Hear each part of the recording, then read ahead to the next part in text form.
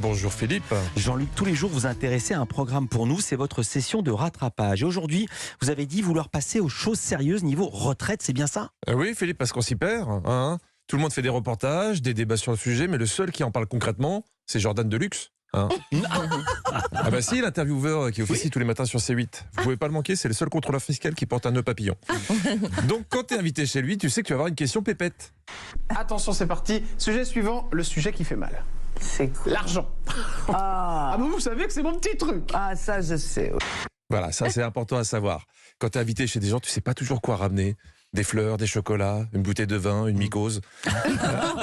Quand tu vas chez Jordan, ramène un avis d'imposition, tu ne pourras pas lui faire plus plaisir. Là, c'était la comédienne Marie-Christine Adam qui venait se faire contrôler.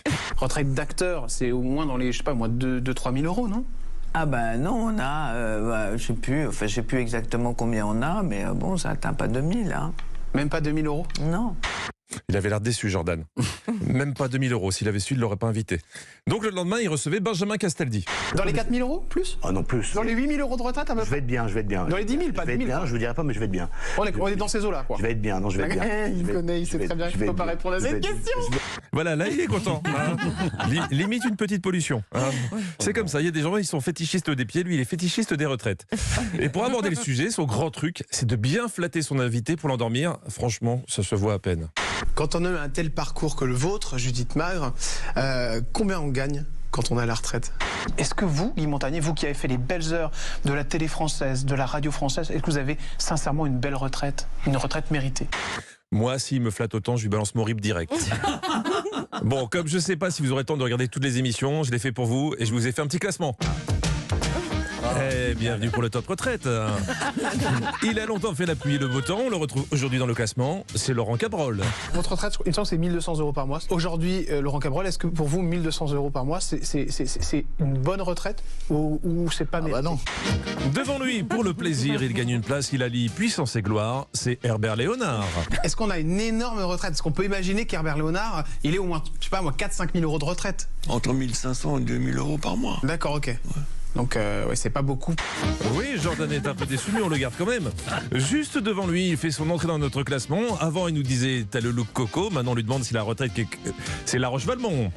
Si, c'est 2500 euros de retraite. Donc, vous avez 2500 euros de retraite aujourd'hui. Bravo La Roche. Et enfin, toujours numéro 1, notre avocat, notre député du Gard, député européen, Gilbert Collard. Vous avez 12 200 euros donc, Voilà. Oui. par mois. Oui. Donc, vous avez exactement la même retraite que Jean-Marie Le Pen. Hein. Il a la même que Jean-Marie Le Pen. Je pense que ce qu'il faut retenir, c'est que c'est sympa les chansons, mais si tu veux une retraite très confortable, il faut pas faire The Voice, il faut faire de la politique. Hein. Bon après, je vais pas caricaturer, Jordan ne parle pas que de ça quand il reçoit quelqu'un dans son émission. Par exemple, lundi, il recevait Elisabeth Lévy et il a varié les plaisirs. Il lui a montré une ancienne photo d'elle. Dites donc, ah oui, Qu'est-ce qu'il y a? ben j'étais jeune. Ah, c'était il y a quelques années, Eh Elisabeth. oui, Je ne sais pas si c'est l'entrée en matière la plus délicate, mais heureusement, il va se rattraper après. Je commence à me faire avoir quelques heures de vol. Les heures de vol, on y est. Allez, on y va. C'est parti. C'est vous qui le dites, heures de vol, parce que moi j'ai votre date de naissance. Ça va, tout va bien pour l'instant. Le pour l'instant était de trop. Non, il est maladroit. Il est maladroit. Tu sens qu'il est pas mal intentionné, mais il est maladroit. Alors, j'ai cherché un vrai compliment et j'ai trouvé ça.